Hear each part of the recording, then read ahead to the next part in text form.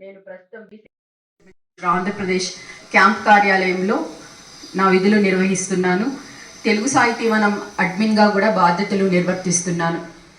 ముందుగా మన అందరి అక్షరం 2017 సంవత్సరంలో ప్రారంభింపబడి ఇప్పుడు 29,000 మంది సభ్యులతో ఫేస్బుక్లో అతిపెద్ద అంతర్జాల సాహితీ సమూహంగా వ్యవస్థాపక అధ్యక్షులు శాంతికృష్ణ సారథ్యంలో కొనసాగుతోంది. తెలుగు సాహితీవనం సువర్ణాక్షర గని తెలుగు సాహితీ ప్రపంచంలో సరికొత్త సువర్ణాధ్యాయాలను లిఖిస్తూ దగదగమానంగా అంతకంతకు శోభిల్లే పసిడికాంతుల నవజీవన రాగధ్వని, నిత్యం సాహిత్య పిపాసలో మనల్ని ముంచెత్తే అక్షర లేఖిని. మన తెలుగు సాహితీవనం ఈరోజు 8వ వార్షికోత్సవాన్ని జరుపుకుంటున్న సందర్భంగా తెలుగు సాహితీవనం సభ్యులందరికీ శుభాకాంక్షలు తెలియజేసుకుంటూ ఈ సంవత్సరం మరిన్ని సాహితీ సొబగులతో మిమ్మల్ని అలరించడానికి ప్రయత్నిస్తామని తెలియజేస్తున్నాను. ముఖ్యంగా పెద్దవారైన పలకలూరి గారికి, అంపశయ్య నవీన్ గారికి, మిగిలిన వేదిక మీద ఉన్నటువంటి పెద్దలందరికీ కూడా నమస్కారం. నా పేరు గడ్డం శ్యామల. కొమర్రాజు ఫౌండేషన్ నడుపుతూ ఉంటాం మేము. మా వారి పేరు జ్ఞానకుమారి. అయితే ముఖ్యంగా తెలుగు సాహితీవనం 8వ వార్షికోత్సవ సందర్భంగా అందరికీ కూడా తెలుగు సాహితీవనం టీం సభ్యులకు, మిగిలిన సభ్యులందరికీ కూడా శుభాకాంక్షలు తెలియజేస్తున్నాను. 8 సంవత్సరాలుగా తెలుగు సాహితీవనం దిగ్విజయంగా నడుపుతూ ఉన్నటువంటి శాంతికృష్ణ గారికి అభినందనలు తెలియజేస్తూ ఉన్నాను. గజల్ ప్రక్రియని ఒక మహిళా ప్రతిభా పురస్కారానికి ఎన్నుకోవడం అనేటువంటిది మొదటిగా నచ్చిన విషయం నాకు. ఎందుకు అంటే గజల్ ప్రక్రియకి ఎక్కువ పురస్కారాలు చాలా వాటిల్లో ఇవ్వరు. మహిళా ప్రతిభా పురస్కారం గజల్ ప్రక్రియకే ఇవ్వాలి అని అనుకోవడం, అందులో సువన ప్రణవ్ పాత్ర కూడా ఉందని నేను అనుకుంటున్నాను. ఎందుకంటే తను కూడా గజల్ కవయిత్రి కాబట్టి. అయితే ఈ విధంగా గజల్ ప్రక్రియకి ఒక పుస్తకాలని ఆహ్వానించి, అంటే గజల్ ప్రక్రియకి అంటే ఎవరినో ఒకరిని సెలెక్ట్ చేసుకోకుండా, ఎవరినో ఒకరిని ఎన్నుకోకుండా, దాంట్లో పుస్తకాలను ఆహ్వానించి ఆ పుస్తకాల్లో మొదటి పుస్తకంగా నాకు వచ్చింది అంటే అది నాకు ఆనందం. అదే శ్యామల మంచి గజలు రాస్తుంది, ఏదో ఇస్తాము పురస్కారం అనే దానికంటే కూడా నా రచనకి పురస్కారం లభించింది అంటే నాకు చాలా ఆనందంగా ఉంది. అందుకని వాళ్ళని, ముఖ్యంగా తెలుగు సాహితీవనం టీం సభ్యులందరినీ కూడా అభినందిస్తున్నాను. శాంతికృష్ణని, సుమనా ప్రణవ్ని, వెంకట్ కంచిపాటి, ఇంకెవరైతే ఉన్నారో వాళ్ళందరినీ కూడా నేను వాళ్ళందరికీ కూడా ధన్యవాదాలు కూడా తెలియజేస్తూ ఉన్నాను. తద్వల్లరి అనేది తర్వాత 2 గజల్ సంకలనానికి సంపాదకత్వం వహించాను. ఆనాటి నుంచి ఈనాటి దాకా కూడా గజల్ సాహిత్య ప్రయాణం నిర్విరామంగా సాగుతుంది. అందరికీ కూడా ధన్యవాదాలు తెలియజేస్తూ, ఈ సమయాన్ని నాకు ఇచ్చినటువంటి శాంతికృష్ణకి ధన్యవాదాలు తెలియజేస్తూ నమస్తే. గడ్డం శ్యామల గారి అభిమాని మంతా అనురాధ గారు ఒక చిరుకానుక ఈ సందర్భంగా సమర్పించుకుంటారు.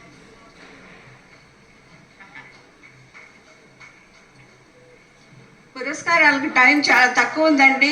స్పందనలు 1 నిమిషంలో తెలియజేయాల. పురస్కార గ్రహీతలు స్పందనలు 1 నిమిషమే.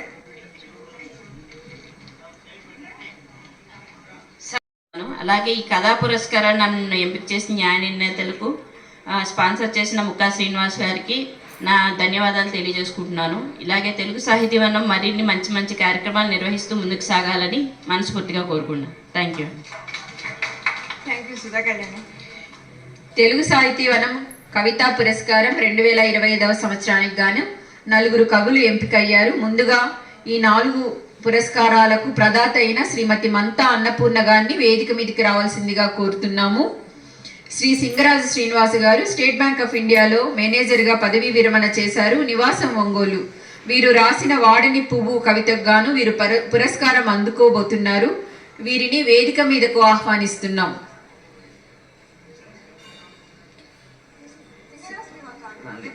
శ్రీమతి కృష్ణవేణి పరాంకుశం విమల సాహితీ వెబ్ పత్రిక సహ సంపాదకులు, నివాసం ఒంగోలు. వీరు రాసిన మార్గదర్శనం కవితకు గాను పురస్కారం అందుకోబోతున్నారు. వీరిని వేదిక మీదకి ఆహ్వానిస్తున్నాం.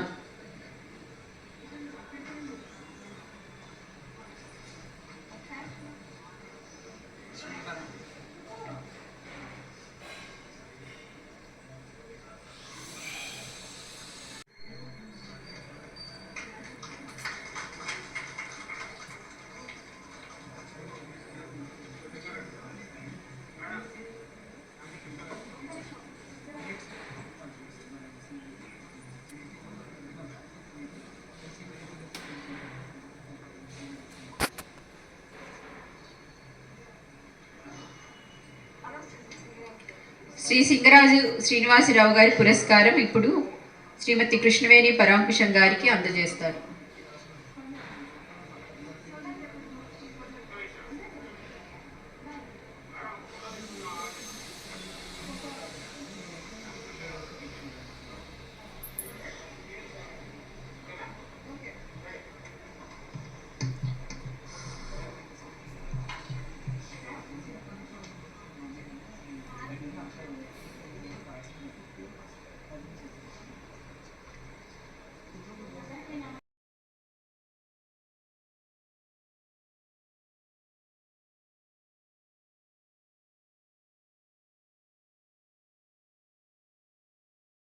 సమూహంలో ప్రోత్సాహం ఇవన్నీ చూశాక నాకు తెలుగు సాహితీ వనం చాలా నచ్చింది.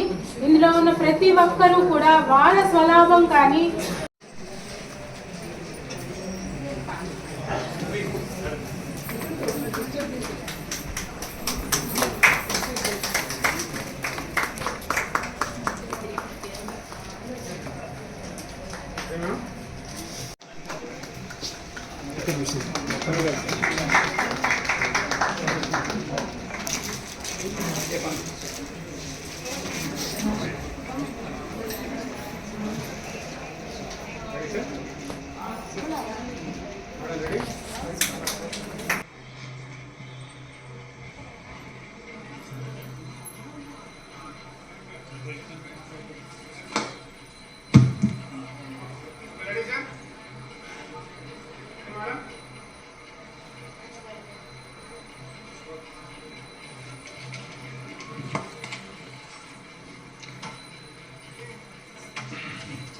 తరువాత పుస్తకం అనుస్వరం. దీని కవిత్రి డాక్టర్ మంద అనురాధ గారిని వేదిక మీద రావాల్సిందిగా కోరుతున్నాను. అలాగే వారి మాతృమూర్తి మంద అన్నపూర్ణ గారిని కూడా వేదిక మీద రావాల్సిందిగా కోరుతున్నాను.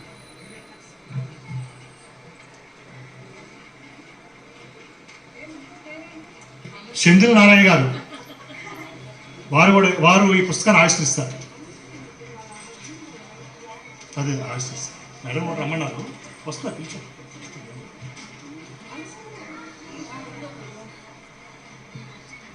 ఈ పుస్తకాన్ని సెంధిల్ నారాయణ గారు ఆవిష్కరిస్తారు.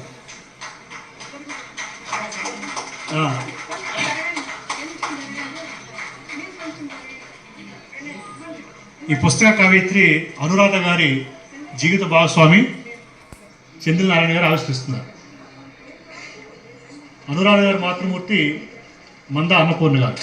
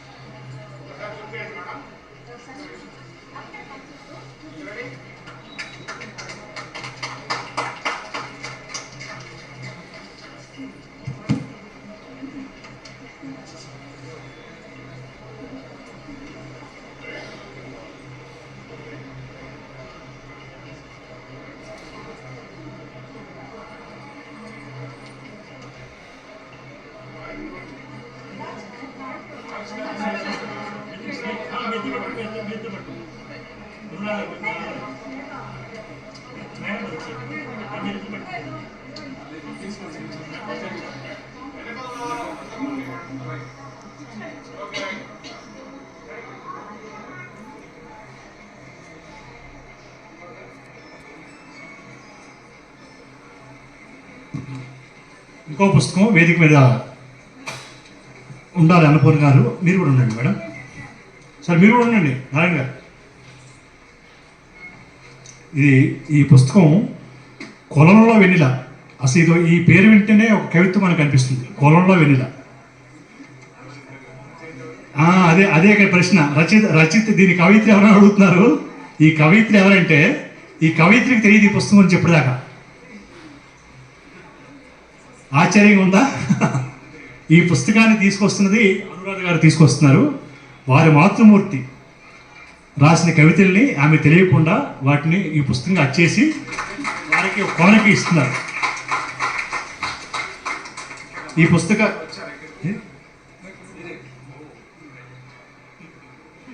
దీన్ని సుమన్ ప్రణవ్ గారు ఆవిష్కరిస్తారు. ఇలాంటి అద్భుతమైన కానుకలు ఇవ్వాలండి, బాగా గుర్తుంటాయి అమ్మకి.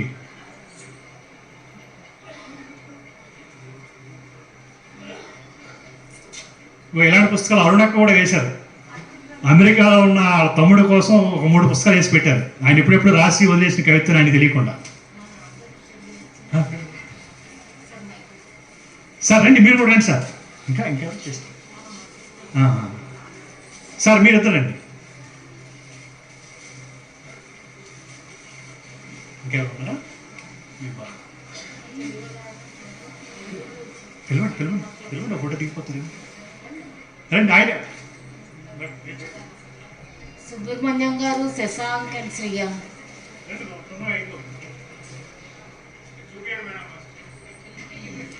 ముందు ఫోటో తీసేసి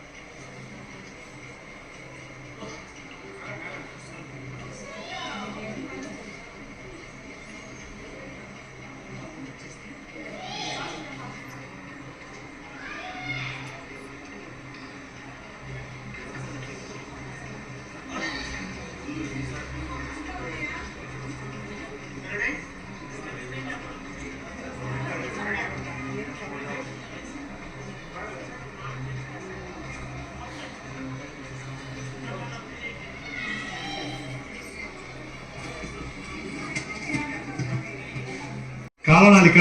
దీని కవి ముఖా శ్రీనివాస్ గారిని వేదిక మీద రావాల్సిన కోరుతున్నాను. దీని ఆవిష్కర్త శ్రీ కొరుప్పూడి మాధవరావు గారు, వారిని కూడా వేదిక మీద రావాల్సిన కోరుతున్నాను. ముఖా శ్రీనివాస్ గారు, కొరుప్పూడి మాధవరావు గారు. ఈ పుస్తకాన్ని వెలువరిస్తున్నది కాలనాలిక ముఖా శ్రీనివాస్ గారు. వారికి స్నేహితులు, గురువుగా భావించే కొరుప్పూడి మాధవరావు గారు దీన్ని ఆవిష్కరిస్తారు. కార్యక్రమానికి వచ్చిన అందరికీ శుభాభినందనలు. నా పేరు ప్రేమ. నేను మలేషియా నుండి మాట్లాడుతున్నాను. ఈరోజు నేను రచించిన గెలుపు అనే శీర్షికతో నా రచన ఆవిష్కరణం అవుతుందని చెప్పుకోవడంలో చాలా గర్వపడుతున్నాను. మా తాతలు, అమ్మా నాన్నలు ఆంధ్రప్రదేశ్ నుండి మలేషియాకు వలస వచ్చి 100 ఏళ్లు పైగా పూర్తి అయ్యింది. పరాయి దేశంలో పరభాషల ప్రభావం ఉన్నప్పటికీ మా ఇంటి పెద్దలు తెలుగు భాషను కనీసం ఇంటిలో మాట్లాడే ప్రధాన భాషగా పోషించారు. ఈ కథలో సింహాచలం గారు మంచి తెలుగు భాషాభిమాని. తెలుగు భాష, సంస్కృతి, భక్తి వీటన్నిటిపైన వారికున్న తపనను ఎలా ఈనాటి తరాలకు అందించారు అనేదే ఈ కథ ముఖ్య సారాంశం. ఇలాంటి త్యాగమూర్తులు వలననే తెలుగు సంస్కృతి, పద్ధతులు, సంప్రదాయాలను ఈ తరం తెలుగు బిడ్డలు చవిచూడగలిగిన భాగ్యవంతులు అయ్యాము. మలేషియా తెలుగు అసోసియేషన్ ఆధ్వర్యంలో జరుగుతున్న తెలుగు తరగతుల ద్వారా నేను తెలుగు భాషను నేర్చుకున్నాను. నాలాగే వేలాది మంది యువతరాలు ఇప్పుడు ఇక్కడ తెలుగు భాషను నేర్చుకుంటున్నారు.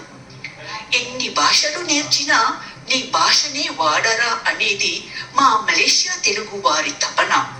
నా రచనలు మలేషియా దేశపు తెలుగు బిడ్డలకు స్ఫూర్తిదాయకంగా నిలుస్తాయని గట్టిగా నమ్ముతున్నాను. చివరిగా నా భాషను, నా యాసను చక్కగా అర్థం చేసుకొని నా రచనలకు పుస్తక రూపం కల్పించిన శ్రీమతి శాంతికృష్ణ గారుకు మరియు నా రచనలను చదివి సమీక్ష అందించిన శ్రీమతి తంగేలు శ్రీదేవి రెడ్డి గారికి నా హృదయపూర్వక ధన్యవాదాలు. మీరు కూడా నా రచనలను చదివి మీ చక్కటి అభిప్రాయాలను తెలుపుతారని ఆశిస్తూ సెలవు తీసుకుంటాను. జై తెలుగు తల్లి.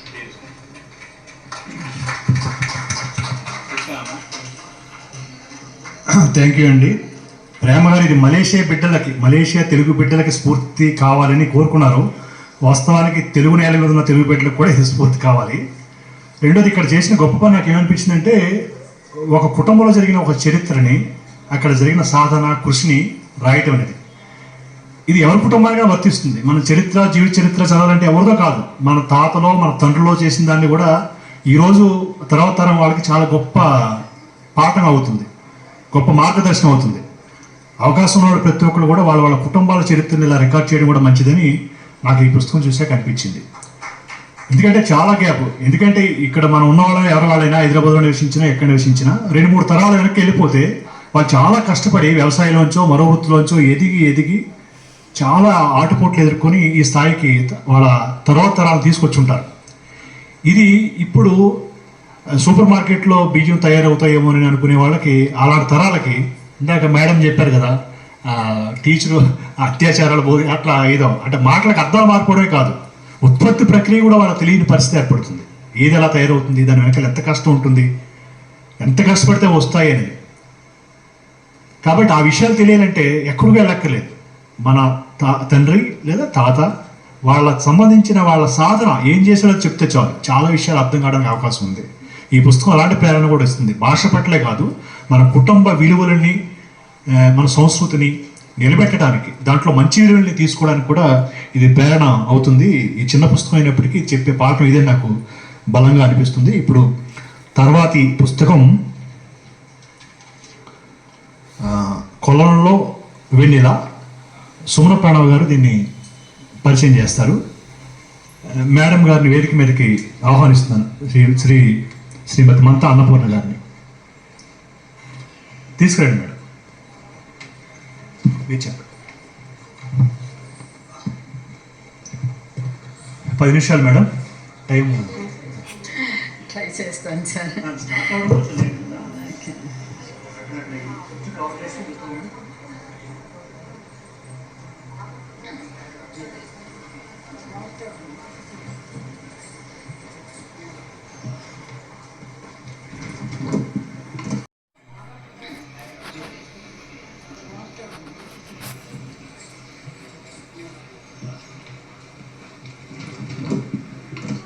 ముందుగా కొలనులో వెన్నెల పుస్తకాన్ని ఆవిష్కరించుకున్న కవయిత్రి శ్రీమతి మంతా అన్నపూర్ణ గారికి హృదయపూర్వక అభినందనలు తెలియజేసుకుంటున్నాను.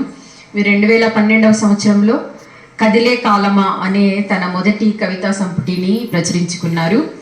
కొలనులో వెన్నెల పుస్తకాన్ని పరిచయం చేస్తావా అని శాంతికృష్ణ గారు అడిగినప్పుడు, ఈ కొలనులో వెన్నెల అన్న ఆ పుస్తకం యొక్క టైటిల్ నన్ను సత్యాజీ సార్ చెప్పినట్టు భలేగా ఉంది అని అనుకున్నాను.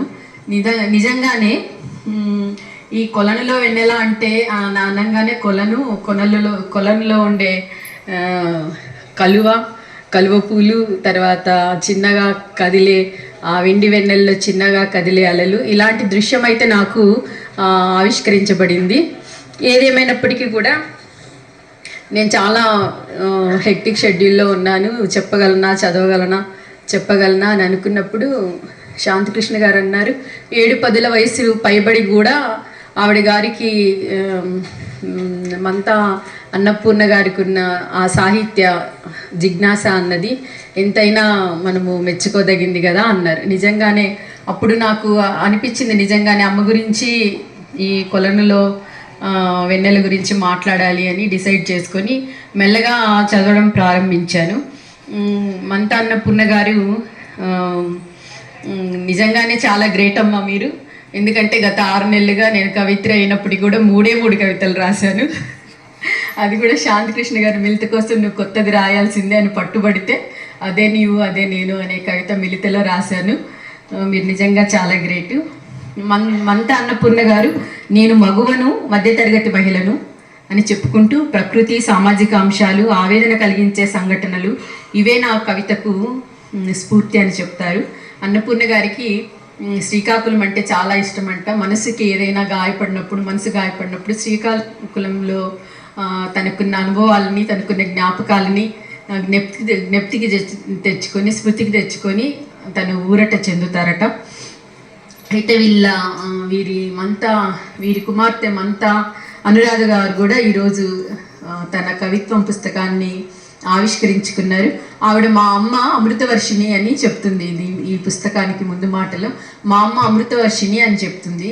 అని చెప్పినప్పుడు నాకు నిజమే అని అనిపించింది. ఎందుకంటే పాశ్చాత్య ధోరణితో కుటుంబంలో ఎక్కడ అమ్మని గురించి కానీ నాన్నని గురించి కానీ పట్టించుకొని పోకడలు ఉన్న సమాజంలో ఈ జూలై నెలలో తన జన్మదినాన్ని పురస్కరించుకొని తనకు తెలియకుండా ఒక సర్ప్రైజ్గా గిఫ్ట్ని ప్లాన్ చేసి అమ్మకి అందించారు. నిజంగా ఇది ఎంతైనా మనకి స్ఫూర్తిదాయకమని నాకు అనిపించింది. వారి యొక్క ప్రేమని, గౌరవాన్ని చాటుకున్నారు. అంతేకాకుండా వారి పిల్లలు, మనవలు, మనవరాళ్ళు కూడా దానికి రాసిన ముందు మాటలో వాళ్ళ అమ్మమ్మ, నానమ్మ చాలా స్ఫూర్తిని కలిగించారంట తెలుగు నేర్చుకోవడము. వాళ్ళు చెప్తారు, నిజంగానే నీకంటే ఎక్కువగా తెలుగులో రాయటానికి మేము కృషి చేస్తామని. అది చదివాక నాకు ఆవిడ మీద ఉన్న గౌరవం ఇంకా ఎక్కువయింది. ఇంకా ఈ కొలనులో వెన్నెలకు వస్తే ఇందులో 41 కవితలు ఉన్నాయి. దైవభక్తి, దేశభక్తి, సామాజిక అంశాలు, ఇంకా మహిళల గురించి రాసినవి ఉన్నాయి. ఒకప్పుడు నీవెంతలే అని చులకనగా స్త్రీని చూసిన సమాజంలో ఇప్పుడు స్త్రీలు నిలదొక్కున్నప్పటికీ వివక్ష ఇంకా కొనసాగుతూనే ఉంది అని బాధపడే ఈ ఆత్మాభిమాని, అక్షరాభిమాని తన పదాలకు సృజనాత్మకతను, విమర్శనాత్మకతను, విప్లవాత్మకతను జోడించి కవితలు అల్లినారు. కొలనులో వెన్నెల కవితలో చందమామను విరహ వేదనల విరించిగా, కవుల కానాచిగా, కాంతల కథానాయకుడిగా మనకు ఆవిడ పరిచయం చేస్తుంది. ప్రణయ సామ్రాజ్ఞి అనే కవితలో స్త్రీకి సహజంగా అలంకరణ పట్ల ఉండే మక్కువను ఆమె తెలియజేస్తుంది. నీలి చుక్కల చీర మేలి మిసుగు వేసుకొని, వెన్నెలను అత్తరుగా పూసుకొని, జాబిల్లిని జడలో అమర్చి, హంస నడకల ఆశల పల్లకీనెక్కి, ఊహల ఉయ్యల నూగుతూ నీ చెంత చేరి, నీ మదిలో పదిలంగా హృదయ సామ్రాజ్ఞిగా నిలిచిపోవాలని చిన్న ఆశ అని ఆవిడ చెప్తుంది. ఆధునిక కోయిల అనే కవితలో ఉగాది రోజున ఎలమావి కొమ్మ పైన కోయిలమ్మ కొలువు తీరింది, కానీ వేరులలోకెల్లా గొప్ప వేరు సాఫ్ట్వేర్ స్టాప్ అన్నది లేకుండా పనిచేస్తూ కునికిపాట్లు పడుతుంటే ఉగాది ఉలుకు పలుకు లేకుండా వెళ్ళిపోయింది అని విమర్శనాత్మకంగా ఈ కాలం యువత గురించి ఆవిడ రాశారు. శిథిలమైన కాయంతో నిలవలేక, చిల్లులు పడిన మనసుని నింపలేక, జనన మరణ చక్రంలో ఆశ నిరాశల వలయంలో బతుకుబండి సాగుతోంది అంటూ తాను రాసిన బతుకుబండి కవిత చాలా హృదయంగా ఉంది. ఎవరున్నారని మధుర వెళ్ళేవు అనే కవితలో యమునని వదిలి, యశోదని వదిలి, తీయని చెలిమిని వదిలి, ఎవరున్నారని మధుర వెళ్ళేవు, పొన్న చెట్టు నీడలో ప్రణయ గీతాలు మర్చావా, పగిలి దిక్కించే నీ రాధకి ఎవరున్నారని నీవు మధురకు వెళ్ళేవు అంటూ కృష్ణుడి ప్రశంసిస్తూ రాసిన ప్రణయ కవిత బుంగమూతి పెట్టుకొని చల్లని యమునా తీరంలో కృష్ణుడికై వేచి నిల్చున్న రాధని మనకు పరిచయం చేస్తుంది. దైవభక్తి ఎక్కువగా ఉన్న అన్నపూర్ణ గారు రాసిన దయలేని దేవుడికి దండాలెందుకు కవిత ముగింపు చాలా బాగుంటుంది. మీరు ఈ కవిత చదివి తీరాల్సిందే. నిజమే కదా అని అది మనల్ని నిజంగా ఆలోచింపజేస్తుంది. ఇక కులమే కూడు పెట్టేది అనేది ఒక వ్యంగ్య కవితగా మనం చెప్పొచ్చు. కవిత చివరిలో చరుపు మన వీపు మీద చెల్లున చెన్నకోలతో చర్చినట్టుగా ఉంటుంది. మీరు ఏమట్లు అన్న ప్రశ్నకు జవాబు మేము పనిముట్లు, మీరు ఏమట్లు అన్న ప్రశ్నకు జవాబు పనిముట్లు అనే ముగింపు వాక్యం ప్రపంచంలోని శ్రమైక జీవన సౌందర్యాన్నంతా ఒక్క వాక్యంలో పొదుముకున్నట్టుగా ఉంది. పుడమి తల్లి కవితలో పుడమికెన్ని పురిటి నొప్పులు, నేల తెల్లికెన్ని గాయాలంటూ ఈ దరిద్రి పట్ల మనకున్న బాధ్యతను తన కవిత గుర్తు చేస్తుంది. మౌనంగా రోధిస్తున్నామనే కవిత నిజంగా ఈ తల్లి గుండె చెమ్మేనేమో అని నాకు అనిపించింది. గుండెల్లో మోస్తున్న బాధ అక్షరంలా ఉబికి కన్నీటి వాగేయిందేమో అని మనకు అనిపిస్తుంది ఈ కవిత చదివినప్పుడు. మేము పలవరిస్తూనే ఉన్నాము, నీ వెళ్ళిన దారిల్లో నీ వెనుకే వచ్చాము, నీవు మసిలిన తావుల్లో వెతుకుతూనే ఉన్నాము, కన్నీళ్లు నిండిన కళ్ళతో చూస్తూనే ఉన్నాము అన్న ఈ కవిత చదివినప్పుడు నిజంగా ఈ కవిత ఓ అనంతమైన అన్వేషణేమో అని మనకు అనిపిస్తుంది. అన్నుల మిన్నుల అందమైన అమ్మాయి అనే కవిత నవవధువుకు ఒక హితబోధ అని మనం చెప్పవచ్చు. కడలిలో కెరటం కవిత హుద్హుద్ తుఫాను తీరానికి చేసిన నిలువెత్తు గాయం అని మనకు అనిపిస్తుంది.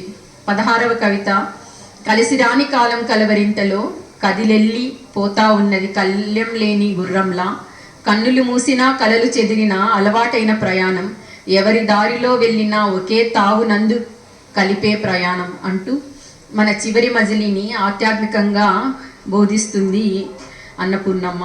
27వ కవిత అయ్యో బ్రహ్మయ్య ఆడదంటే అలుసేందుకయ్యా అంటూ స్త్రీలపైన జరుగుతున్న హింసని గురించి ప్రశ్నిస్తుంది. 34వ కవిత పూల గుసగుసలు చదివినప్పుడు మన పెదవులపై చిన్న చిరునవ్వు తప్పక మొలకెత్తుతుంది. పూలు ఇలా మాట్లాడుకుంటాయేమో, నిజమే కాబోలు సుమా అని మనకు అనిపిస్తుంది. నిజంగా ఈ కవిత చాలా బాగుంటుంది, మీరందరూ చదవాలని నేను కోరుకుంటున్నాను. కరోనా హడావుడి కవిత కరోనా సమయంలో ఇంతులు పడిన వింత కష్టాల గురించి మనకు గుర్తు చేస్తుంది. రంగుల హరివిల్లులో రంగవల్లులను ఈ అమ్మ మనకు పరిచయం చేస్తుంది. ఏదైనా పుస్తకాన్ని చదవడం మొదలుపెట్టినప్పుడు మైండ్ని బ్లాంక్గా చేసుకొని కొంత ఏదైనా నేర్చుకుంటానేమో అని చదవడం నాకు అలవాటు. సో ఈ పుస్తకం నుంచి నేను చాలా నేర్చుకున్నాను. ఈ పుస్తకంలో అన్నపూర్ణమ్మ గారి లోతైన తలపు ఉంది, తరగని తపన ఉంది, కృషి ఉంది, సాంద్రతరమైన వేదన ఉంది, వసుదైక కాంక్ష ఉంది. ఇవన్నీ కలగలిసిన ముత్యాల హారంగా ఈ సంపుటి రూపుదిద్దుకుంది. నేను దీన్ని ఇష్టపడుతూ చదివాను. మీరందరూ కూడా ఈ కవితా సంపుటిని చదువుతూ ఇష్టపడతారని ఆశిస్తూ ముగిస్తున్నాను. ధన్యవాదాలు. Thank you. అనుకున్న టైంలో ముగించానని అనుకుంటాను. Thank you. దాదాపు అన్ని కవితల్ని ప్రస్తావించారు, చిన్న కవిత అయినా. నాకు చాలా అంటే మేడం చెప్తున్నప్పుడు నాకు ఈ పుస్తకం చూస్తున్నప్పుడు ఈ మాట చాలా అద్భుతంగా అనిపించింది. ముందు మాటలో చెప్పారు, నాకు శ్రీకాకుళం అంటే చాలా ఇష్టం, ఎన్నోళ్ళైనా ఏవైనా అని చెప్తూ, మీరు ఏమిట్లు అని ప్రశ్నకి జవాబు మేము పనిముట్లము. ఎంత అద్భుతమైన మాట అది. శ్రీకాకుళంలో ఉండే చైతన్యానికి ప్రత్యేకంగా అనిపించింది అన్నమాట. తర్వాత ఈ మహిళలకు సంబంధించిన చాలా ప్రశ్నలు, దాదాపు చాలా కవితల్లో అలాంటి ఒక చైతన్యాన్ని, ఒక ఆవేదనని, ఒక అర్థవంతమైన ప్రశ్నలు కూడా చాలా వాటిలో లేవదీశారు. ఇది గొప్ప విషయం. మనం మొదటి నుంచి కూడా చాలా అద్భుతంగా గౌరవించబడ్డామని చెప్పేవాళ్ళు కూడా కొంతమంది ఉంటారు. కానీ మనం చాలా అగసాట్లు దాడుతూ వచ్చాము, చాలా సమస్యలు దాడుతూ వచ్చాము, చాలా తక్కువగా చూడబడ్డాము. వాటిన్నింటిని ఎదిరించి అధిగమించి ఈ స్థాయిలో నిలబడ్డాము అనే ఒక స్వరంలో ఒక ప్రశ్న చైతన్యం కూడా చాలా కవితల్లో నాకు అనిపించి అమ్మ వారి స్పందన తెలియజేయాల్సిందిగా కవిత్రిని కోరుతున్నారు. అనుకో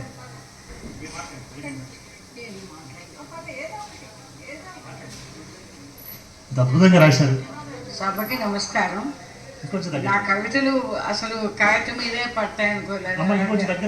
అచ్చుకొట్టించి ఇంత సభాముఖంగా ఇంతమంది చదివి సంతోషించారు. అందుకు నాకు చాలా సంతోషంగా ఉంది. ఇంతమందికి వెళ్తుందని అనుకోలేదు నా మెసేజ్ ఎప్పుడు కూడా. అలాంటి వెళ్ళి అందుకు చాలా సంతోషంగా ఉంటాను.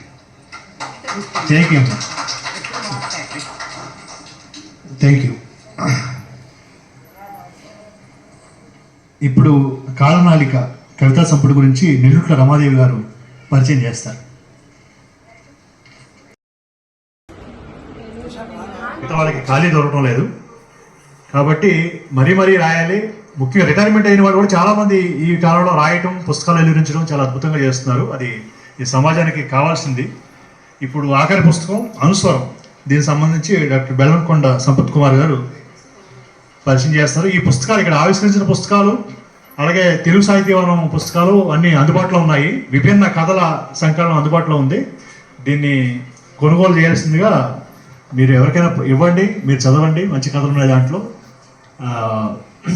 నవీన్ దగ్గర అందుబాటులో పుస్తకాలు ఉన్నాయి. సంపత్ కుమార్ గారు మాట్లాడతారు. సభకు నమస్కారం. ముందుగా తెలుగు సాహిత్య చరిత్రలో శాశ్వతంగా నిలిచిపోయే ఎంతో కృషి చేస్తున్న తెలుగు సాహితీవనం శాంతికృష్ణ గారికి, వారికి సహకరిస్తున్న వాళ్ళందరికీ ముందు నమస్కరించాలని అప్పటి నుంచి మనసులో అనిపిస్తుంది. ఇంత కదలిక సాహితీవనం నుంచి మాత్రమే సాధ్యమవుతున్నదని అనిపిస్తుంది. చాలా సంతోషకరమైనటువంటి వాతావరణం. ఈ పుస్తకం గురించి మాట్లాడాలన్నప్పుడు ఒక మహాప్రస్థానం ఇచ్చి మాట్లాడమంటే అందులో ఉన్న తాత్వికతనే చెప్తాం. అట్లనే దాశరథి పుస్తకాలు ఇచ్చి మాట్లాడమంటే దాశరథి గారి నాడి ఏ విధంగా కొట్టుకుంటున్నదో చెప్తాం. ఈ అనుస్వరం గురించి మాట్లాడాలని అనిపించినప్పుడు అనురాధ గారి ఆధ్యాత్మిక భక్తితత్వాన్ని గురించే మాట్లాడవలసి ఉంటుంది. ఒకసారి ఈ పుస్తకం చదివే ముందు ఒకసారి మేడం తోటి మాట్లాడాలి, అనురాధ గారితో మాట్లాడాలి అని అనిపించింది. మళ్ళీ ఎందుకైనా మంచిది పుస్తకం చదివిన తర్వాత మాట్లాడదామని అనుకున్నాను. పుస్తకం పూర్తిగా చదివిన తర్వాత ఇంకా మాట్లాడాల్సిన అవసరం ఏమీ లేదు అనిపించింది. ఎందుకంటే ఈ పుస్తకం నిండా ఆమె జీవితం, అనురాధ గారి వ్యక్తిత్వం, ఆమె రచనాక్రమం, ఆమె యొక్క ఆచరణ ఇవి ఉన్నాయి. ఆమెను పలకరిస్తే కూడా ఇవే విషయాలు చెప్తుంది. లోపల హృదయంలో ఏముందో అదంతా కవితాత్మయి అనుస్వరంగా పుస్తక రూపంలో వచ్చింది. కనుక నాకు ఇంకా వేరే వ్యాఖ్యానాలు అవసరం లేదనిపించింది. ముఖ్యంగా ఇంకా విషయం చెప్పాల్సింది ఏమిటంటే, ఇప్పుడు ఆవిష్కరించబడిన పుస్తకాలలో ఏ పుస్తకం యొక్క ప్రత్యేకత ఆ పుస్తకానికి ఉన్నప్పటికీ ఈ పుస్తకం యొక్క ప్రత్యేకత మాత్రం అంతా భక్తి చింతన, భాగవత తత్వం, ఆ తర్వాత ఆమె జీవితానికి అప్లై చేసుకున్నటువంటి తాత్వికత ఈ పుస్తకం నిండా మనకు ఉంటుంది. కనుక రచయిత్రి జీవితం వేరు కాదు, ఆమె ఆధ్యాత్మిక తత్వం వేరు కాకుండా ఉన్నది. ఈ క్రమాన్ని అనురాధ సింధేల్ గారు నవవిధ కవితా స్రవంతిగా వర్గీకరించారు. ఈ వర్గీకరణ చేయడం వల్ల సమీక్షకులకు కానీ ఈ విమర్శకులకు కానీ కొంత భారం తప్పుతుంది. ఎందుకంటే వారే పుస్తకంలో వర్గీకరణ చేసి చెప్పారు కాబట్టి ప్రత్యేకించి మళ్ళా వర్గీకరణ చేయకుండా మనకు సులభతరమైంది. ఆకాశంలో ఆమె అనురాధ గారి తాత్వికత ఎట్లాంటిదంటే, ఆకాశంలో ఆశాజనకమైన చినుకునై రాలిపోనా, వాయువులో లీనమైన పరిమాణువై మిగిలిపోనా, జలములో మునిగిన వ్యర్థమై తేలిపోనా, పృథివిలో కలిసిపోయిన అవశేషమై మిగిలిపోనా. ఇది అనురాధ గారి స్పిరిచువల్ ఫిలాసఫీ ఇట్లా ఉంది. ఆకాశం, వాయువు, జలం, పృథివీ ఈ 4 కూడా స్థిరమైనటువంటివి. చినుకు, పరిమాణువు, ఈ వ్యర్థాలు, అవశేషాలు ఇవన్నీ కూడా రూపాంతరం చెందుతూ ఉంటాయి, ఈ భూమి మీద ఉంటాయి. కానీ ఆత్మ ఒకటి మరణం లేనిది అని చెప్పదలిచారు. అట్లా ఆమె ఈ కవితా ప్రవాహం చదువుతుంటే మనసుకు పడుతుంది. ఆ తాత్వికత మనసుకు అర్థమవుతుంటుంది. ఇందులో ధ్వని కూడా ఉంది. ధ్వని అంతరంగాన్ని తాకుతున్నటువంటి ఒక తదన్వితం కూడా ఇందులో ఉంటుంది. తదన్వితం, తత్ అంటే అది, అన్విత అంటే అనుసంధానమైంది, అదే అనుస్వరమై పుస్తక రూపంగా వచ్చింది. భక్తి తత్వమే తన జీవితానికి అనుస్వరమై వచ్చిన పుస్తకంగా ఈ పుస్తకాన్ని మనం అర్థం చేసుకోవాల్సి ఉంటుంది. ఇట్లా రచయిత్రికి ఒక ఆలోచనా క్రమం ఉన్నది, చింతనా క్రమం ఉన్నది, ఈ తదన్విత భావావేశం ఉంది. ఈ పుస్తకంలో ఉన్నదంతా కూడా ఆధ్యాత్మిక భావావేశం. రచయిత్రి డాక్టర్ మంతా అరుణ్ సింధాల్ గారు ఆలోచనాత్మకమైనటువంటి శీర్షిక పెట్టారు. ఈ అనుస్వరం అనే శీర్షిక కూడా శబ్దశాస్త్ర పరంగా చూస్తే అనుస్వరం అంటే ముందు అక్షరంతో కలిసి వచ్చేటువంటి స్వరం. ఈ కవితాత్మకంగా పరిశీలిస్తే అది ఆదితత్వం. ఆదితత్వం అంటే ఏమిటి? వారి దృష్టిలో సృష్టి, స్థితి, లయకు మూలమైనటువంటి ఒక తత్వం. ఆ తత్వాన్ని వంట పట్టించుకోవడం వల్ల ఈ ఆధ్యాత్మిక ప్రయాణాన్ని, తన ఆధ్యాత్మిక ప్రయాణాన్ని ప్రతీకగా చేసి అనుస్వరం చేశారు. జీవితమే ఒక శబ్దం, ఆ శబ్దాన్ని అనుసరించింది అనుస్వరంగా చెప్పుకోవచ్చు అనే ఇట్లా సమీక్ష చేసుకోవడానికి వీలుగా ఉంటుంది. ఈ సంపుటిలో ఆమె జీవితానుభవాలు ఉన్నాయి, అవి భక్తి రూపంలో ఉన్నాయి. భక్తి పదం, పర్వ ప్రమోదం, తర్వాత స్ఫూర్తి మేధం, ప్రకృతి సుగంధం, మనోరథం, ప్రణయ సౌధం, హృదయఖేదం, తాత్విక పదం, బంధం, అనుబంధం, ఇట్లా 9 విధాలుగా ఆమె రచనలను వర్గీకరించారు. ఆ వర్గీకరణలన్నీ భక్తి చుట్టూ, జ్ఞానం చుట్టూ, యోగం చుట్టూ, కర్మల చుట్టూ పరిభ్రమిస్తూనే ఉంటాయి. మరి రచయిత్రి భక్తి ఎలా ఉంది అంటే, తెలుగువారి వాకిళ్ళు ముత్యాల పందిళ్ళు అన్నారు. తెలుగువారి వాకిళ్ళు ముత్యాల పందిళ్ళు బాగానే ఉంది, దాన్ని కూడా భగవతత్వానికి అనుసంధానించిన విధం ఇక్కడ ఒకటి ఉన్నది. అమ్మవారిని అలరించు అష్టదళ పద్మాలు. తెలుగువారి వాకిళ్ళు ముత్యాల పందిళ్ళు ఎట్లా అయి ఉన్నాయంటే, అమ్మవారిని అలరించు అష్టదళ పద్మాలు అని చెప్తున్నది. అట్లనే అయ్యవారిని చేరే హృదయ కమలాలు అని చెప్పటం. ఇట్లా రాస్తున్నప్పుడు చదివించే శైలి ఉంది, చెప్పటంలో ఒక చమత్కారము, ఒక దాన్ని మరొక దానికి అన్వయించి చెప్పటం అనేటువంటిది రచయిత్రిలో ఉన్నది. ఇట్లా రాస్తున్నప్పుడు చూస్తే మీరాబాయి కృష్ణ భక్తి శాఖలో కూడా అట్లనే చెప్తుంది. కృష్ణుడు అనే రత్నాన్ని నేను సాధించానని చెప్తుంది. ఆమె జీవితంలో ఆమె చాలా గర్వంగా చెప్పుకున్నది ఆ మాటను. అట్లనే ఆండాళ్ళు తిరుప్పావైలో చెప్తుంది, భక్తి గీతాలు పాడుతుంది ఆమె. సూరదాసు, చైతన్య మహాప్రభు, వీళ్ళంతా జయదేవ్, తాళ్లపాక అన్నమాచార్యులు వంటి వాళ్ళందరూ కూడా ఇట్లా భక్తితత్వంలో తరించినటువంటి వాళ్ళే. ఈ భక్తితత్వం ఒక దశలో సమాజాన్ని సంస్కరించడానికి బాగా ఉపయోగపడ్డది. అందులో కూడా ఆ రోజులలో పురుషులే ఎక్కువగా రాస్తున్నటువంటి రోజుల్లో మీరాబాయి రాసింది, ఆండాలు రాసింది. ఆ రోజుల లోపల ఇట్లాంటి స్త్రీలు, మహిళలు ఎందరో పురుషులే రాస్తున్నప్పుడు వాళ్ళకు సమానంగా ఒక ధిక్కారణ ధోరణి కావచ్చు, ఒక సమాజం వైపు భక్తిని విస్తరణ చేస్తూ రాయొచ్చు, దాన్ని ఒక ఉద్యమంగా మలుస్తున్నటువంటి సందర్భం అయి ఉండొచ్చు. మేము కూడా రాయగలమని చెప్పే ఒక సవాల్గా అయినా మనం దాన్ని అర్థం చేసుకోవడానికి వీలుంటుంది. అట్లా వాళ్ళు రాస్తున్నటువంటి క్రమంలో అనురాధ గారు కూడా, ఈమె ఎట్లయితే మీరాబాయి కృష్ణుణ్ణి పలకరిస్తున్నదో, అనురాధ గారు కూడా సజ్జనపాలుడైన ఈశ్వరుని జగాలకు తల్లైన పార్వతితో నీవు ఏతెంచావా వచ్చావా అని పలకరిస్తుంది. అట్లనే రాధా మాధవుడు అనే ఒక కవిత ఉంది. ఆ కథలో మనసు దోచిన మాధవ దాగుడు మూతలేలరా అని అడుగుతుంది. ఇప్పటి వరకు మనసు కలిసింది, ఇప్పుడు నువ్వు చూద్దామంటే నువ్వు కనిపిస్తలేవు, ఇది ఏమిటి మరి, ఇది ఏ తత్వం కిందికి వస్తుంది? భక్తి తత్వం అయినప్పటికీ అనన్య భక్తి, నీవు తప్ప ఇంకెవరూ లేరు అనేటువంటి ఒక అనన్య భక్తి కిందికి వస్తుంది. ఇట్లా ఒక చోట నిన్ను నువ్వు గుర్తించు అని చెప్పటం కానీ, అట్లనే నిన్ను నువ్వు ప్రేమించుకో అని చెప్పటం, ఈ రెండు కూడా తన అస్తిత్వాన్ని, మహిళల అస్తిత్వాన్ని చెప్పడానికి కూడా అంతర్గతంగా ఆమెలో ఉన్నటువంటి ఒక భావన మనకు అర్థమవుతుంటుంది. ఇట్లా అనుస్వరం అంతా ఆధ్యాత్మికమైన ప్రకృతి ఉంది, ప్రేమ ప్రకృతి ఉన్నది, మానవ సంబంధాల ప్రకృతి ఉంది. ఇవన్నీ కూడా ఆమె నమ్ముకున్నటువంటి ఆధ్యాత్మిక తత్వంలో నుంచి వచ్చినటువంటివే. ఇట్లా ముఖ చిత్రాన్ని కూడా చూస్తే ముఖ చిత్రం కూడా అర్థవంతమై మనకు కనిపిస్తుంది. శివపార్వతులు ముఖ చిత్రం మీద అంతర్ముఖమై ఉన్నారు. అదేవిధంగా నదీ ప్రవాహం ఉంటుంది ఈ పుస్తకానికి. నదీ ప్రవాహం అనేది ప్రకృతి యొక్క సంతులిత స్వరూపం. ప్రవాహం అనే బుద్ధి, మార్పు అనేది కాలం. ఇట్లా ముఖ చిత్రం పైన నెమలి బొమ్మ కూడా ఉంది.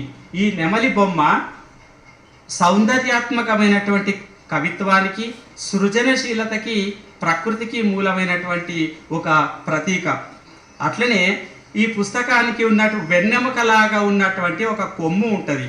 ఈ వెన్నెముకలాగా ఉన్నటువంటి ఒక కొమ్ము మీద ఒక మహిళ కూర్చొని ఉండటం, ఇది భారతీయ ఆత్మకు, భారతీయతకు ఒక చిహ్నంగా మనకు అర్థమవుతుంది. ఇట్లనే సాహిత్య, సంగీత, నైతిక, నారీ భావన ఇవన్నీ కూడా మనకి ఈ పుస్తకం యొక్క ముఖ చిత్రం పై మనకు అర్థమవుతుంది. ఏ రచన అయినా సామాజిక ప్రయోజనం కావాలి. ఇందాక మేడం వాడు చెప్పినట్టు సమాజం నలుగురు ఓ పుస్తకం నుంచి నలుగురు కొత్త విషయాలు తెలుసుకునేటట్టు ఉండాలి. అట్లాగే కవిత్వానికి సాధన చాలా అవసరం. వస్తుశిల్పాల మీద దృష్టి పెట్టడం చాలా అవసరం. ఏదో ఒక తోచింది రాస్తా అంటే అది కవిత్వం కాదు. తోచింది రాస్తే ఆ పుస్తకం అట్లనే మిగిలిపోతుంది. మన తృప్తి కోసం మనం అచ్చేసుకుంటాం, పక్కకు పెడతాం. కానీ ఆ పుస్తకం ఫలవంతం కావాలంటే సామాజిక ప్రయోజనం తప్పనిసరి అవసరం. మరి అనురాధ గారిని చూస్తే అట్లాంటి వస్తుశిల్పాల పట్ల ఎవరైనా జాగ్రత్త పడడం చాలా అవసరం. ఎంత సీనియర్ రచయిత అయినప్పటికీ నిత్యం నేర్చుకోవాల్సినటువంటి విషయాలు చాలా ఉంటాయి. అయితే ముఖ్యంగా మనిషికి కావాల్సినటువంటి బేసిక్ సంస్కారం చాలా అవసరం. అట్లనే ఇందాక చెప్పిండ్రు మన చాగంటి గారు ఇక్కడ మాట్లాడి, నేను ఒక విషయం మర్చిపోయినానండి గుర్తు చేసి మా ఉపాధ్యాయులకు నేను కృతజ్ఞతలు చెప్పాలి అన్నారు. అట్లనే రామాదేవి మేడం గారు కూడా చెప్పినప్పుడు సంస్కారం గురించి చెప్పిండ్రు. మన వక్తలు కూడా మాట్లాడేటప్పుడు ఇది సంస్కారం. ఒక ఉపాధ్యాయుడు కనబడితే, మనకంటే పెద్దోళ్ళు కనబడితే నమస్కరించడం ఒక సంస్కారం. అయితే ఈ సంస్కారం తల్లిదండ్రుల నుంచి వస్తుంది, మనకు తల్లిదండ్రుల నుంచి వస్తుంది, స్నేహితుల నుంచి వస్తుంది, సమాజం నుంచి వస్తుంది, గురువుల నుంచి వస్తుంది ఈ సంస్కారం. Okay madam. అయితే అట్లా మేడం తల్లిదండ్రులకు పుస్తకం అంకితం చేశారు. ఇందులో పేర్కొనదగినటువంటి కొన్ని పాదాలు ఉన్నాయి. సమయాభావం కలిగి ఉండటం వల్ల వాటిని నేను పేర్కొనడం లేదు. విలువలు, సంస్కారాలు ఇవి మనిషికి అవసరం. ఇంత మంచి కార్యక్రమాన్ని నిర్వహించిన సాహితీ వనం వారి అందరికీ కృతజ్ఞతలు తెలుపుతూ ముగిస్తాం. ఆత్మని ఆవిష్కరించారు చాలా వివరంగా. ముఖచిత్రాన్ని కూడా చాలా సున్నితంగా పరిశీలించి దాని ప్రతిదానికి అర్థం చెప్పే ముఖచిత్రాన్ని కూడా మేడం రూపొందించుకుంటున్నారు. వారి స్పందన తెలియజేస్తారు. అనురాధ గారు 2 నిమిషాలండి. శ్రీ విఘ్నేశ్వరాయ నమః, సరస్వతి నమః, సభాయ నమః. వేదికను అలంకరించిన పెద్దలందరికీ నమస్కారం. మాతాపితరులకి, సభకు చేసిన అందరికీ, సాహితీ ప్రియులు అందరికీ నమస్కారాలు. ఫస్ట్ టైం కొంచెం భయం వేస్తుంది, కానీ నాకు ఇలాంటి అవకాశం ఇచ్చిన తెలుగు సాహితీ వనం అధ్యక్షులు శాంతికృష్ణ గారు ప్రోత్సాహంతోనే బుక్ రిలీజ్ చేయడం జరిగింది. తర్వాత దానికి అడిగినంతనే సమీక్షలు అందించిన మానశ్రీ మల్లిక్ గారు, గతం శ్యామల గారు, అలాగే సార్కి పుస్తక పరిచయం చేయగానే సంపత్ గారు, డాక్టర్ సంపత్ గారు ముందుకొచ్చి ఆయన కూడా మంచి చాలా విలువైన పరిచయం, చాలా విలువాత్మకంగా పరిచయం చేశారు. చాలా సంతోషం. నాకు ఏమంటారో అర్థం కాదు. బట్ ఒక 5-6 ఏళ్ళ క్రితం మా అమ్మగారు ఫేస్బుక్, అదే మన ఈ స్మార్ట్ ఫోన్ కొన్నాక ఆవిడ ఫేస్బుక్లో జాయిన్ అయ్యాక ఈ తెలుగు సాహిత్యం అని ఆవిడకి లిటరేచర్ అంటే చాలా ఇష్టము, సాహిత్యం మీద మక్కువ ఎక్కువ. అందుకని ఆవిడ గ్రూప్స్ పెట్టుకొని అందరు జాయిన్ అయ్యారు. అందులో తెలుగు సాహిత్యం అని ఫస్ట్ అనమాట. ఆవిడ జాయిన్ అయ్యాక ఆవిడేమొచ్చి దాంట్లో ఉన్న కవితల గురించి ఆవిడ మాతో డిస్కస్ చేస్తుంటే ఏమిటి ఇది అనేసి మేము కూడా జాయిన్ అయ్యాం ఆవిడతో డిస్కషన్స్ పెట్టుకోవడానికి. ఇంకా అందరు రాసింది ఆవిడ డిస్కస్ చేసేవారు, వాళ్ళ తెలుగు ఆ భాషా ప్రయోగం ఇవన్నీ కూడా. అది చూసి మేము జాయిన్ అయ్యాం. జనరల్గా మనకి ప్రథమంగా అందరికీ కూడా ప్రథమ గురువులు తల్లిదండ్రులు అవుతారు. అందులో ఒక తల్లి ఒక అడుగు ముందే ఉంటుంది. అదేవిధంగా తెలుగు సాహిత్యానికి నాకు మధ్యన పరిచయం చేసింది కూడా మా అమ్మగారే. అట్నుంచే నాకు ఈ కవితా శక్తి వచ్చింది. అంతేకాకుండా సో ఇలా తెలుగు సాహిత్యవనంలో పెట్టిన పోటీల వల్ల నేను రాయడం మొదలుపెట్టాను. అందుకని తెలుగు సాహిత్యవనం నాకు పరోక్షంగా ప్రత్యక్షంగా కూడా సాహిత్యానికి పుట్టినీళ్ళే అడిగిన. ఎందుకంటే నేను అక్కడే ఆమె మొదలుపెట్టాను తెలుగు సాహిత్యవనం. సో అయితే ఒక ఛాలెంజింగ్ విషయం ఏంటంటే తెలుగు సాహిత్యంలో ఏదైనా పోటీ పడితే మాత్రం అందులో విజేతగా నిలవడం అనేది కొంచెం అసాధ్యమైన పని. అన్నిసార్లు రాదు, చాలా రేర్గా వస్తుంది అది కదా. విజేతలో ఎప్పుడు కూడా ఆ తాపత్రయం కనబడుతున్నారు. ఇందులో ఎలాగైనా పెట్టాలి అంటే ఒక ఇంజనీరింగ్ చదవాలనుకునే ఒక విద్యార్థి ఐఐటీలో సీట్ గురించి ఎలా ఇచ్చేస్తాడో, నాకు తెలుగు సాహిత్యంలో ప్రైజ్ కొట్టాలి అన్న తప్పనైతే నాకు ఉంటూ ఉంటుంది. బట్ ఇవన్నీ చూసుకొని అందరికీ ధన్యవాదాలు చెప్తాను. సాహిత్యశ్వరికి, తెలుగు సాహిత్యానికి, సాహితీ మిత్రులకి, సాహితీ బంధువులకి, సాహితీవేత్తలకి, వేదికలకి, సాహిత్యానికి అందరికీ నమస్కారం. థ్యాంక్ యూ అండి అనురాధ గారు. ఇప్పుడు 7 పుస్తకాల ఆవిష్కరణలు, పరిచయాలు, ఆయా కవుల స్పందనలు అన్నీ విన్నాము, చూసాము. వార్షికోత్సవ కార్యక్రమం ముగింపుకు వస్తుంది. యాక్చువల్ 5 గంటలకి రామ కథ శ్రీరామ కథ, రామ కథ శ్రీరామ కథ. ఎన్నిసార్లు ఆలించిన గాని, ఎన్ని మార్లు దర్శించిన గాని, తనివి తీరని దివ్య కథ, కన్నుల విందౌ పుణ్య కథ. రామ కథ శ్రీరామ కథ, రామ కథ శ్రీరామ కథ.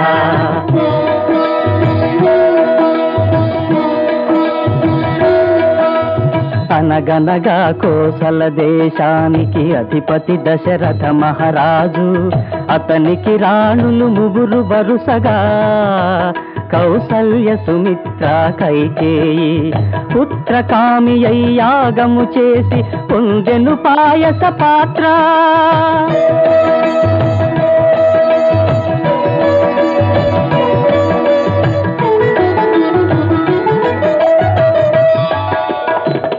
నరించి పంచెను సతులకు, వారు ధరించిరి గర్భములు, ప్రసవించెను రాముని కౌసల్య.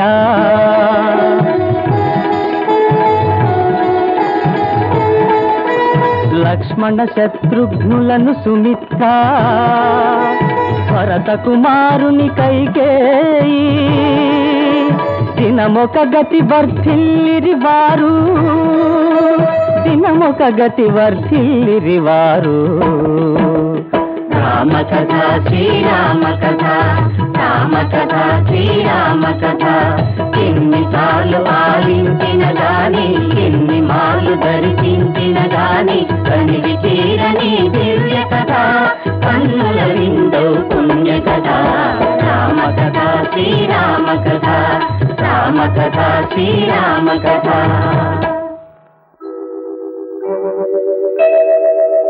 యాగరక్షణకై రామలక్ష్మణుల యాచించెను విశ్వామిత్రముని, ముని మాటను జవదాటగనేరక, పనిచెను దశరథ భూజాని, పనిచెను దశరథ భూజాని. యాగమును చెరుపగా అరుదించిన దానవులా,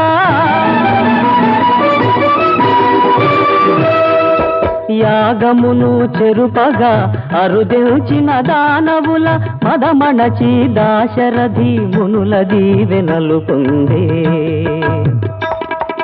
గురువరుతో రఘువరుడు పురహరుని ధనువును, అరయగా మిథిలాపురి దారి పయనమాయే.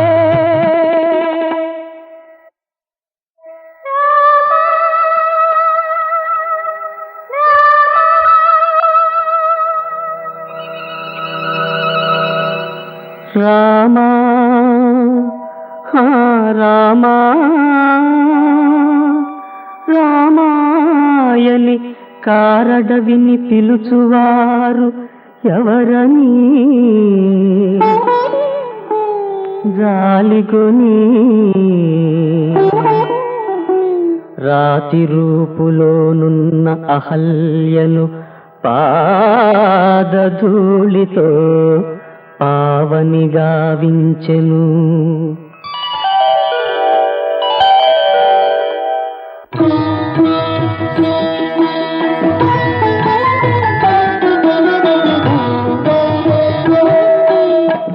రామచంద్రుని రాక విని మిథిలాపురేంద్రుడు గారవించి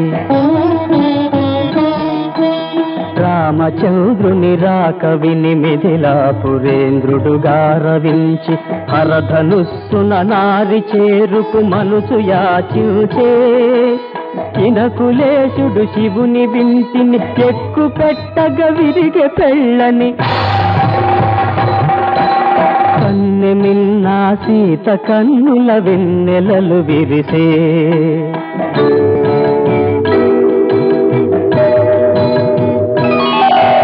కన్నె మిన్నా సీత కన్నుల వెన్నెలలు విరిసే అవని జాతను జనక భూపతి రవికులేశుని రాణి చేసెను సీతతో సాకేత నగరికి చేరె దాశరథి సీతతో సాకేత నగరికి చేరె దాశరథి రామ కథ శ్రీరామ కథ రామ కథ శ్రీరామ కథ ఎన్నిసార్లు ఆలించిన గాని ఎన్ని మార్లు దర్శించిన గాని కనివి తీరని దివ్య కథ కన్నుల విందో పుణ్య కథ శ్రీరామ కథ రామ కథ శ్రీరామ కథ రాము మూపున రాజ్యము మోపగ తలపోసెను ముది మహారాజు రాము మూపున రాజ్యము మోపగ తలపోసెను ముది మహారాజు రామరాజ్యమే రానున్నదని హర్షించిరి కోసల ప్రజలు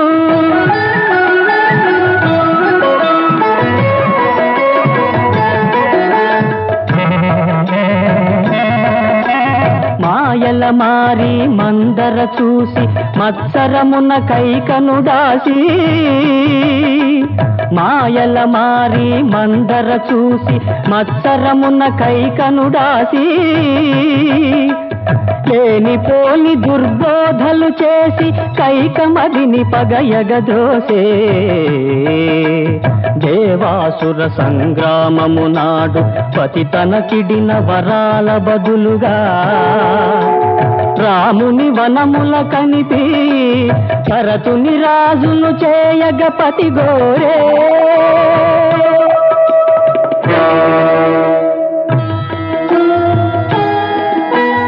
ఎన్నో తీరులా అనునయించిన కన్నీటను పాదాల కడిగినా చిన్న రాణి మది మారు పజాలక రామా రామా రామాయని నరపతి మూర్ఛిల్లే రామాయని నరపతి మూర్ఛిల్లే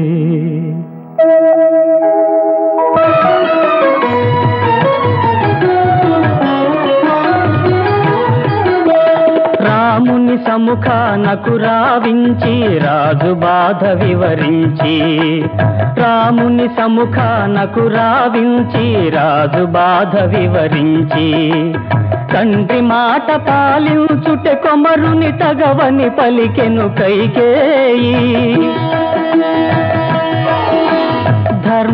ధర్మరక్షకవతారము దాల్చిన దశరథ సుతుడానందముగా తండ్రి మాట చెల్లింతును నేనని తరలెను వనికి జానకితో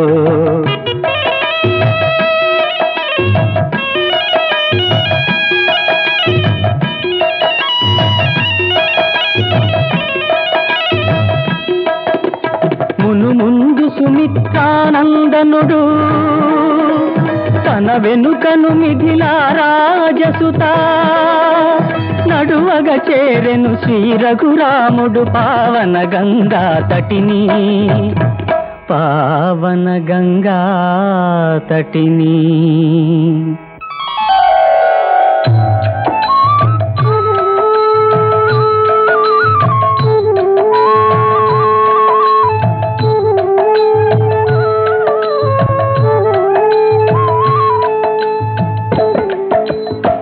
చరణములు సోకినా కటికరాయే నెలతాయనట రామయ్యా